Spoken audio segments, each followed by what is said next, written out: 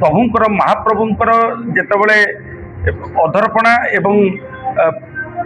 नीलाद्रि विजय कार्यक्रम ये दुईटी कार्यक्रम को आम अति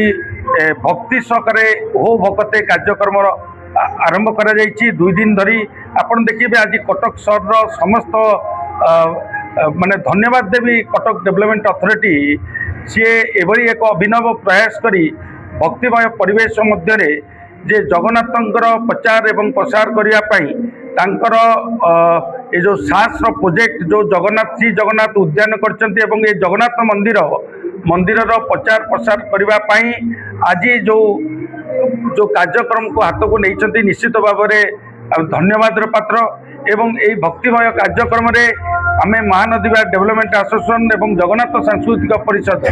उभय मिसी एवं सहयोगर हाथ बढ़ाइचु कटक डेवलपमेंट अथॉरिटी की ये कार्यक्रम माध्यम आमर महानदी विहार अंतेवासी केवल नुहे ये पूर्वांचल भी एक भक्तिमय परिवेश सृष्टि होता एवं आपण सृष्टि भी आपण रथ टणाटू आरंभ करी माने आपणकर जो भली भाव में आपण मैंने समस्ते थे महानदी विहार आज मान्यता पाई कटक सहर गोटे स्वतंत्र स्थान से पाई। प्रथम नीलांचल निवासाय नित्याय परमात्मने बलभद्र सुभद्राभ्याम जगन्नाथाय ते नमो नमः। प्रभु जगन्नाथ निकट में मोर समस्त प्रति भक्ति एवं श्रद्धार समस्त नमन मु करुच्ची। प्रभु श्री जगन्नाथ पद्म पादपद्म प्रथम करके आज ये भव्य कार्यक्रम जोटा कि Cuttack development authority Mahanadi development association एवं श्री जगन्नाथ सांस्कृतिक परिषद महानदी पक्षर जो आयोजित होती हो भगते कार्यक्रम जहाँ 2 दिनिया एक भव्य महोत्सव कह गले कार्यक्रमटी आज वर्षा लगातार वर्षारे भी लोक मैंने आज आम सहित आसिक जोड़ी थे भव्य कार्यक्रम हो भगते महाभाव मो मन आर्ट एक्जिबिशन आपण मैंने देखिथे समस्ते परिचालना होती अनेक अनेक नृत्य शिल्पी कला शिल्पी कंठशिल्पी माने भी आज आम पाखे आसिक पहुंची। काली मिर्मय एमएस तांकर भी प्रोग्राम अच्छी एक्चुअली ये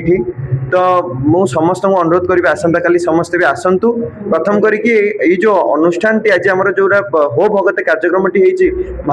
महाप्रभु श्री जगन्नाथ प्रति कार्यक्रम आपण मैंने जानते आज की जो जगन्नाथ संस्कृति को आमे मैंने ही बंचेबा आम मैंने एक गोटे माध्यम जो जी की आम संस्कृति को बंचई पारिबा। जो आज भव्य कार्यक्रम आरंभ होइछि ता काली ठारू आरंभ होइछि ओ आमर नीलाद्रि विजय पर्यंत चालू रहिबो। यही कार्यक्रम आमर कटक डेवलपमेंट अथॉरिटी जगन्नाथ सांस्कृतिक परिषद और महानदी डेवलपमेंट एसोसिएशन मिलित आनुकूल्य अनुष्ठित होती आमर सांस्कृतिक कार्यक्रम सब रहिबो। एही वीडियोटी आपनको केमिति लागिला कमेंट करि जणांतु। धरित्री लाइव रो यूट्यूब एवं फेसबुक चैनल को सब्सक्राइब करंतु। अधिक खबर पई लॉगिन करंतु www.dharitri.com।